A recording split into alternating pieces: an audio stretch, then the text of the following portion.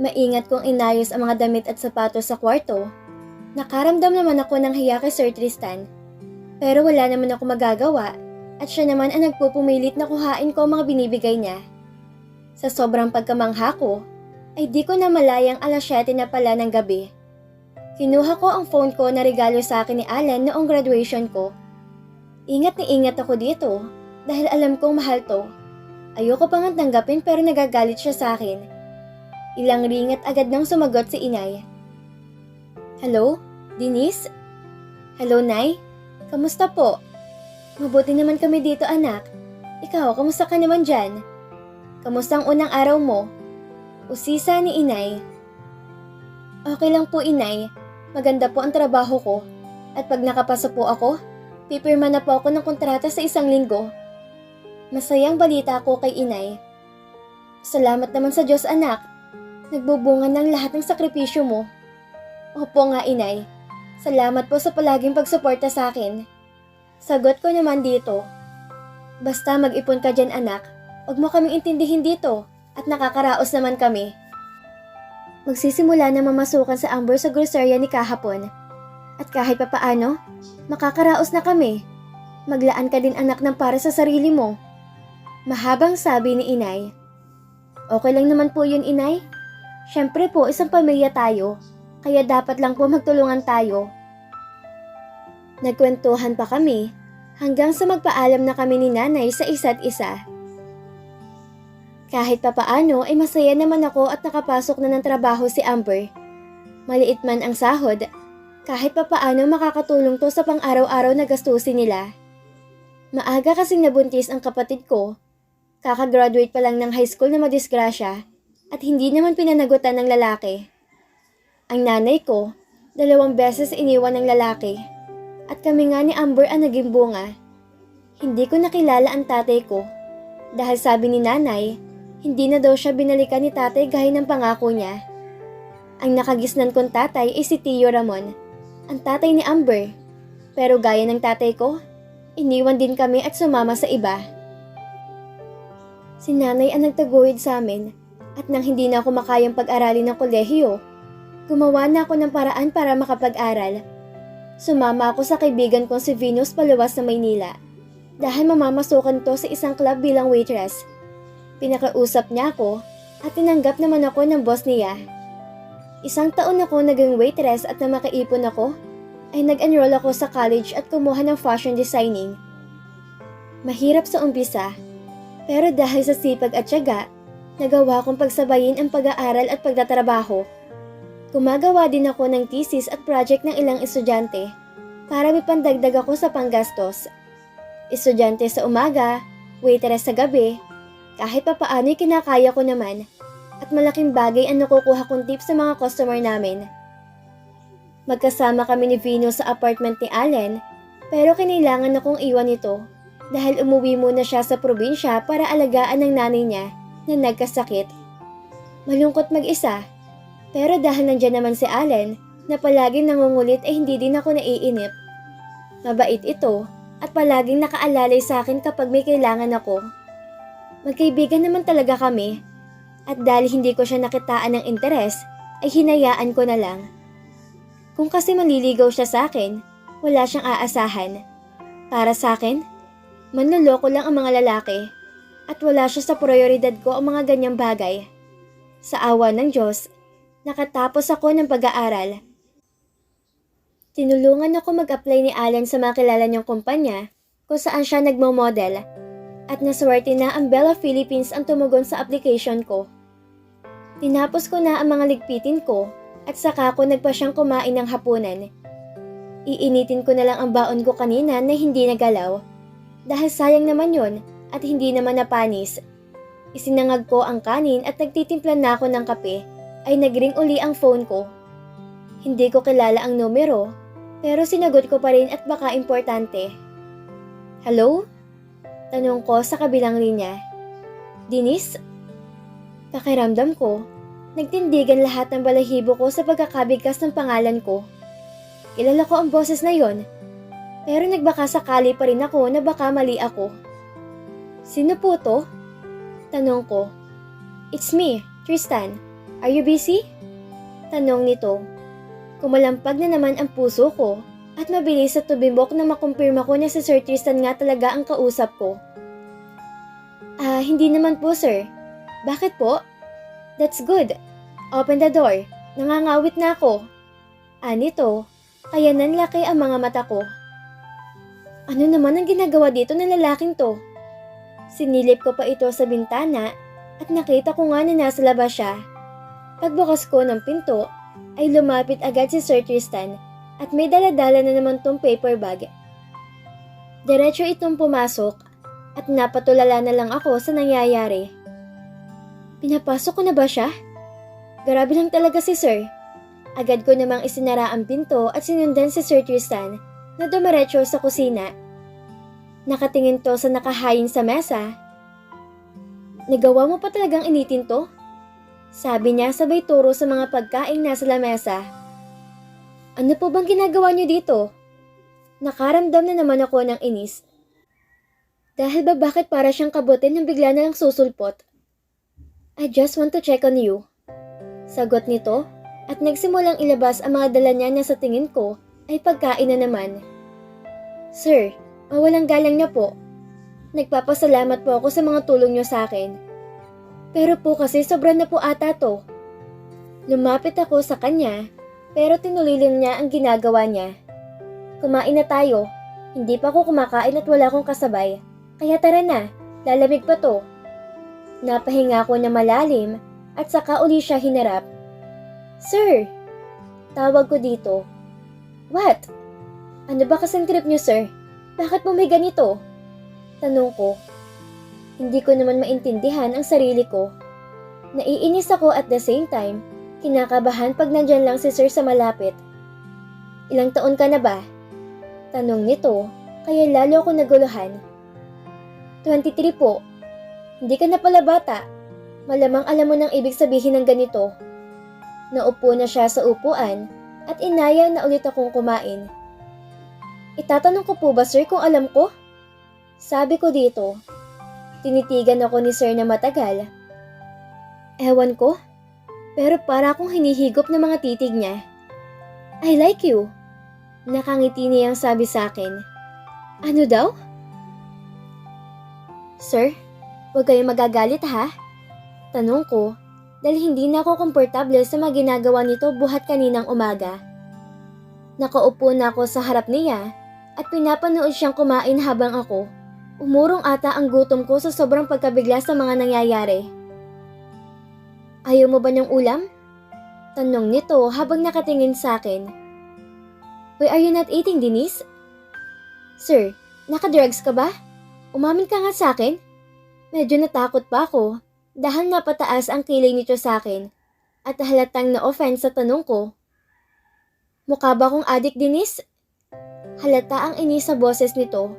Pero hindi naman ako nagpatalo. Bakit ba kasi sir ganyan kayo kumakaasta? Kakikilala lang natin kanina. Tapos biglang sasabihin mo na gusto mo na ako? Kung di ka addict sir, malamang may sayad ka. Sagot ko dito. You dare tell your future husband those words? I'm hurt. Anito. Pero nakangisi naman to sabay iling. Future husband? Natawa ko na malakas. Dahil hindi ko taga mapigilan.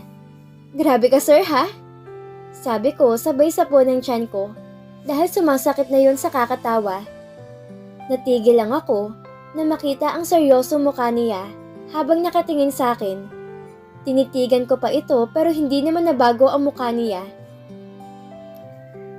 Love all you want, but mark my words Denise, you will be my wife.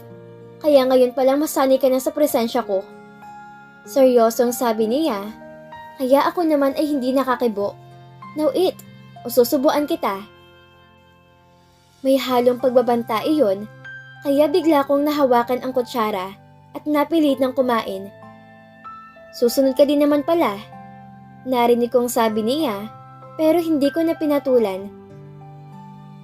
Kailangan lang na matapos na kami sa pagkain para umalis na siya. Dahil sa totoo lang, nahihirapan na akong huminga. Naitawid naman namin ang hapunan at mabilis ko niligpit ang mga ginamit namin. Hindi pa rin siya tumatayo sa pagkakaupo, kaya binalingan ko na siya para pauwiin. Hindi ka pa ba uuwi, sir? Nagpapahinga pa ako. Sagot nito habang iginagala ang paningin sa apartment. Your place is too small. I have a condo unit. Pwede kang lumipat dun bukas. Sabi ni Tristan, kaya inikutan ko siya ng mata. Hindi ako aalis dito. Kaya pwede ba, sir? Huwag mo akong diktahan? Reklamo ko dito. Hindi kita dinidiktahan. I just want you to be comfortable. Ano na lang sasabihin ng mga tao? That my girl is living in this kind of area? Cool na sagot ni Tristan. Kaya nakaramdam na naman ako ng pagkairita. Hindi mo ako girl, Sir Tristan. Please naman, kailangan ko po ng trabaho. May pamilya pa akong binubuhay. Huwag niyo naman gawin sa akin to. Inis na sabi ko sa kanya. Wala akong ginagawa, Denise. Okay, fine. I won't interfere with you living in this house. If we call this a house, but that won't stop me for pursuing you. Mark my words, mi amor. You will be mine. Sabi ni Tristan. Nasapo ko na lang ang bato ko, saka ko sumandal sa lababo. Feeling ko ang lalaking to ang magbibigay sa akin ng alta presyon. Uuwi na ako. Lock the doors, mi amor.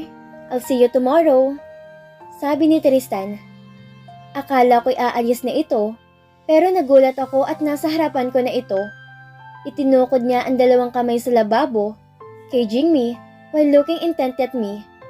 Napigil ko pang hininga ko dahil sobrang gwapo nito, lalo na sa malapitan. His nose is perfect. Ang mga mata niya ay misteryoso at kulay brown with his brows na hindi masyadong makapal at tama lang sa hugis ng mata niya. His lips are so red, very kissable, and he has a perfect set of white teeth. Mapusok ang mga ngiti nito pero minsan may halong lambing. His skin is fair, lalaking lalaki ang dating. Done checking me out? Pil yung ngisi niya kaya bigla kong napakurap. Gabi na, umuwi ka na. Halos pabulong na lang yon. Nasaan ba ang tapang ko?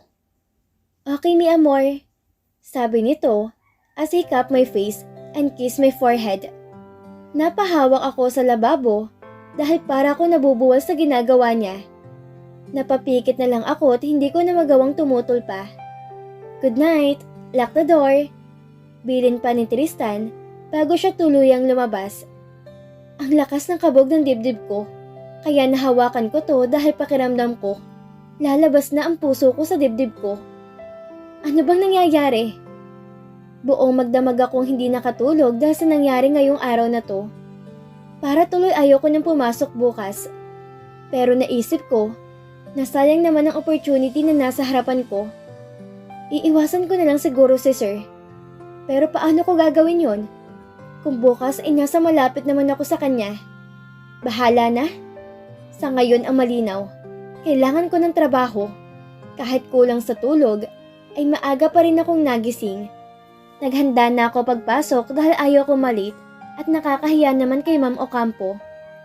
Dahil sa kanya ako magre-report ngayon. Paglabas ko ng apartment ay nabungaran ko si Allen na mukhang galing sa jogging. Ganda naman! Anito, sabay pitik sa noo ko. Sinamangutan ko agad to kasabay ng pag-iling. Bagay sa'yo yung damit mo, lalo kang gumanda. Sabi pa nito, tumango na lang ako dito at ayaw ko malaman niya na kay Sir galing ang mga damit. Although, alam ko naman na may ideya na siya. Dahil aminin man natin, hindi ko naman afford bilhan ng mga yon. Inaantay lang siguro niya na ako mismo ang magsabi, pero hindi ko na ginawa at lalo lang to mag-aalala sa akin.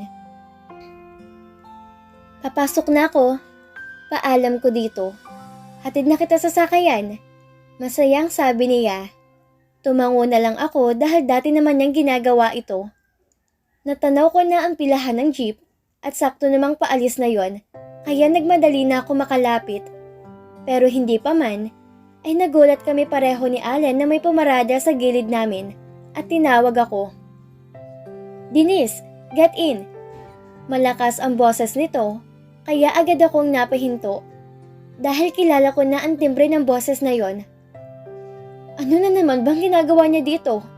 Diyos ko naman. Pinunggo ako ni Alan na halatang hindi nagustuhan ang pagsulpot ni Sir Tristan sa harap namin. Sir, ano po ginagawa niyo dito? Pinakita ko ang inis sa mukha ko, pero hindi naman to nagpatinag. Get in! Sabi na naman ito, kaya napatingin ako sa paligid ko. Nagsisimula na kaming umani ng atensyon at hanggang maaari ay ayoko ng ganitong eksena. Lumingon ako kay Alan sa ngumiti. Sasabay na ako. Bulong ko dito. Umiling ito, pero hinawakan ko na lang ang kamay niya. Okay lang ako, I assured him, kaya wala na tong nagawa at hinayaan na lang ako. Sa likod sana ako sasakay, pero hindi ko naman mabuksan iyon, kaya parang alam ko nang gusto mangyari ni Sir. Lumipat ako sa harap at bukas nga iyon. Napahinga ako na malalim, saka ako sumakay ng kotse habang nakatingin lang si Alan sa amin hanggang makaalis kami. Masyado namang naging overprotective yung kaibigan mo? Sabi nito habang nagmamaneho, pero hindi naman ako sumagot. Galit ka ba sa akin? Tanong ni Tristan, pero nanatili akong tahimik.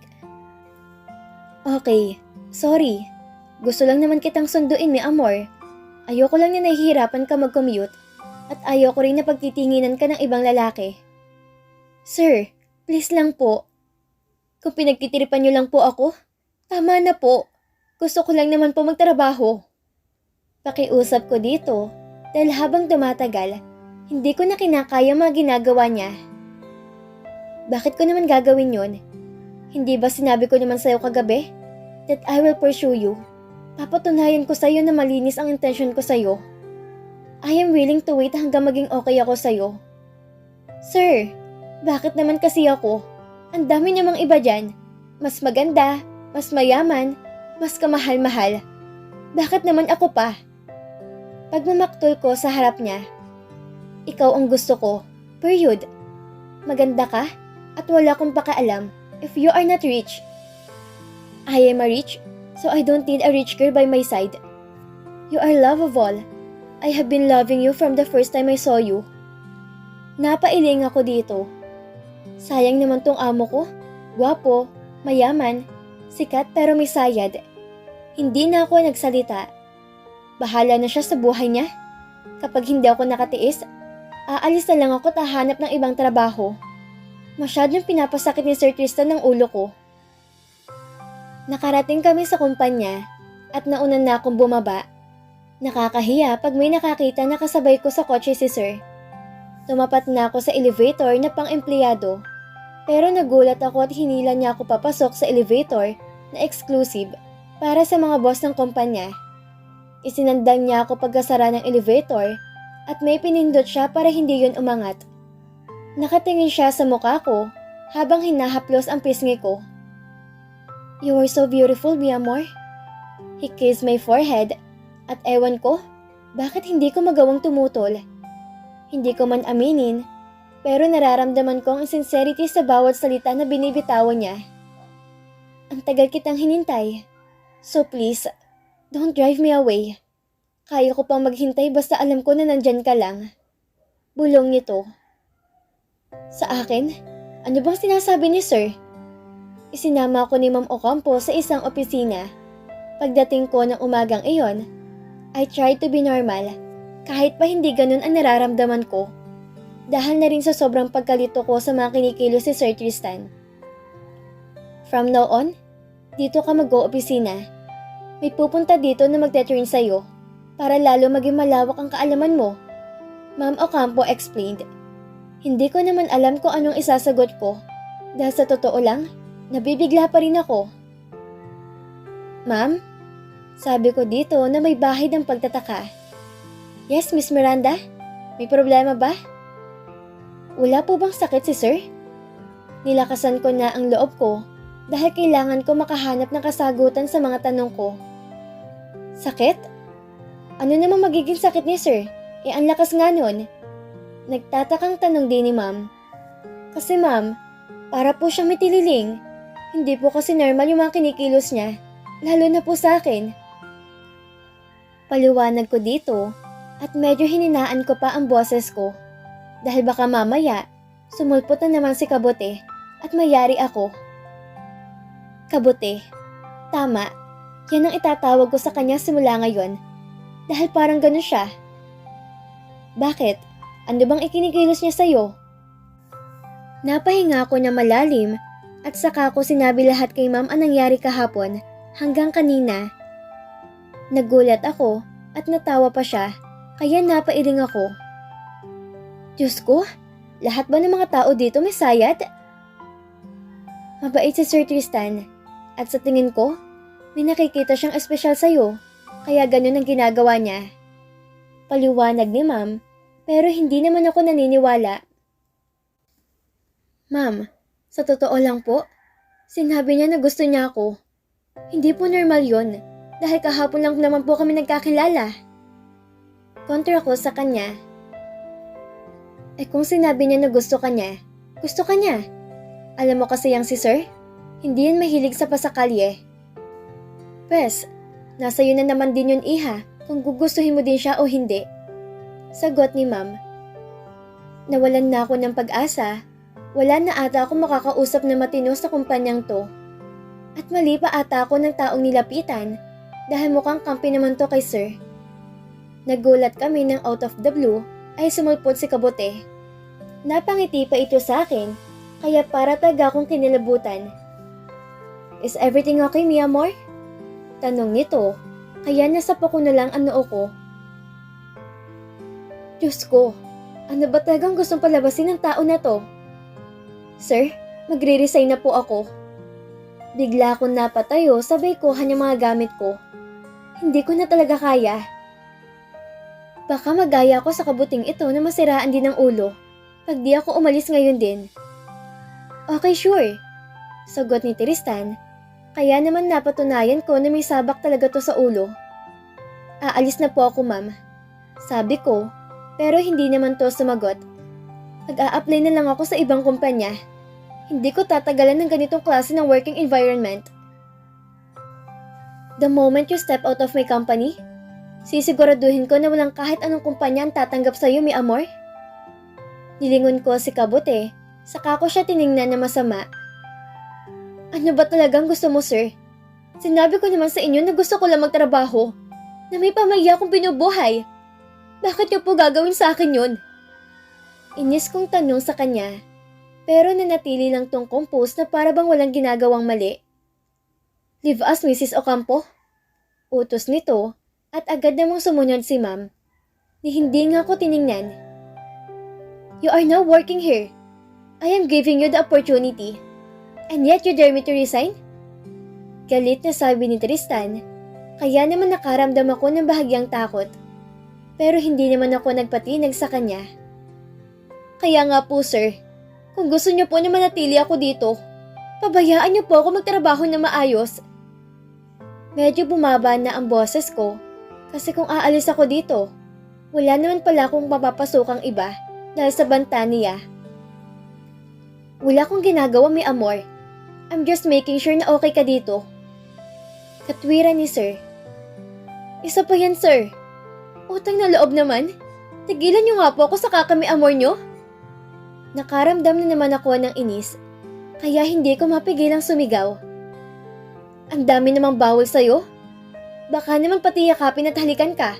Bawal din. Nakangisi niyang sabi, kaya naman napaatras ako. Bakit mo naman gagawin yon? Tanong ko, napaatras uli ako nang unti-unting lumapit sa akin ang gwapong Kabute. Ay, saan naman galing yung gwapo? Dead end. Naramdaman ko na ang pader sa likod ko, kaya naman wala akong mapuntahan. Inilagay ni Kabute ang dalawang kamay niya sa gilid ng mukha ko, kaya para niya akong kinukulong. Hindi ba sinabi ko na sa'yo na gusto kita? I have been loving you for so long. Hinayaan kitang maabot mo muna ang pangarap mo. At ngayong narating mo na yung gusto mo, pwede mo na siguro akong isali sa buhay mo. Ewan ko ba? At bakit pakiramdam ko nangangatog ang tuhod ko sa ganitong ayos namin, pati na rin sa mga pinagsasasabi niya. Napaisip tuloy ako. Matagal na ba niya akong kilala? Hindi kita maintindihan. Nag-angat ako ng paningin at nakita ko ang magagandang mata niya na nakatitig sa akin. Our gaze locked at hindi ko maintindihan ang sarili ko kung bakit kumakabog ang dibdib ko. Kanina naiinis ako, pero bakit ngayon kinakabahan ako? Hinaplos si Tristan ang pisngi ko, pero hindi ko magawang kumurap. Hanggang sa unti-unting bumaba ang mukha niya sa akin, hahalikan niya ako. Kailangan kong tumanggi. Kailangan kong umiwas. Pero bakit naninigas ata yung katawan ko? Hanggang sa may kumatok, napamura si Tristan. Tumingin siya ulit sa akin at akmang hahalikan ako. Pero bahagya ko siyang itinulak. At dito na po nagtatapos ang kabanata ng ating kwento. Muli niyo po akong samahan sa mga susunod na kabanata na ibabahagi ko sa inyo. Maraming salamat po. Keep safe everyone!